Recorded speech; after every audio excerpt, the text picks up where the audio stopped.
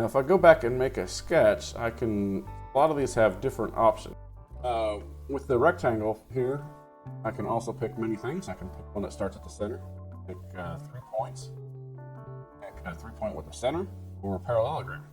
Those are cool options. The center one right here is a little bit unique. The fact that I click on the center there, and I click here, but I can't rotate it.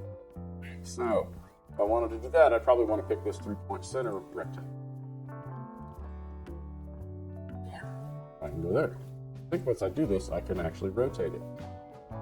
So you see here, it creates also 2 center lines going diagonal. And this can cause some problems if I want to fill at the edge. So if I pick a 1/4 inch here, I'm going to fill at this. It knows that it needs to maintain that relationship to the end of the part. And if I click on the endpoint here, it'll have an intersection relation between this line and that point. They have to